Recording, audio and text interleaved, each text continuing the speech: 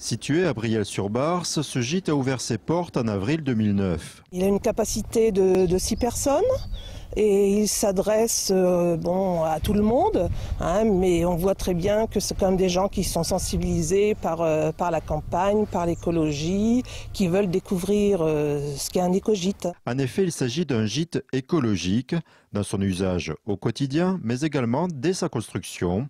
Sous ces airs de maison ancestrale, ce gîte est neuf ou plutôt partiellement réalisé avec des matériaux récupérés dans d'anciennes granges à l'abandon.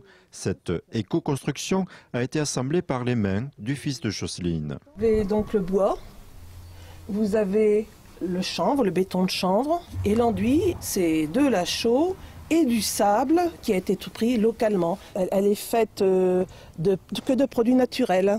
Cela a permis d'obtenir la première qualification éco-gîte dans l'Aube.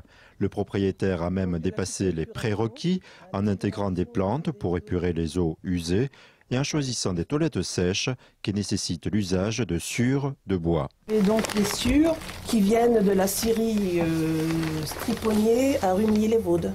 Développer des activités économiques liées à l'éco-construction, tel est l'objectif de la Chambre d'agriculture et de la région qui se sont alliés dans le cadre d'un PER. Signifie pôle d'excellence rurale, donc c'est un dispositif de l'État et en fin de compte la Chambre d'agriculture et le Parc naturel régional de la Forêt d'Orient se sont positionnés pour faire du département de l'Aube donc un département pilote sur l'éco-construction.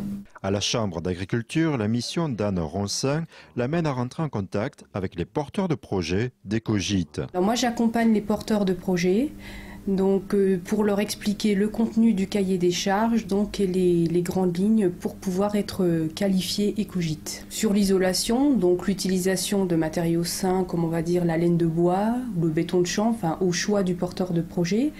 On y a aussi des conditions liées à la gestion de l'énergie, donc notamment les ampoules d'économie d'énergie, la gestion de l'eau avec des chasses d'eau double flux, les éléments de cuisson qui doivent être labellisés A au minimum. Employer des essences locales et ne pas employer, comme on peut voir un peu partout, des tuyas. C'est très accessible, en fin de compte, il ne faut pas se faire peur par la vue du cahier des charges.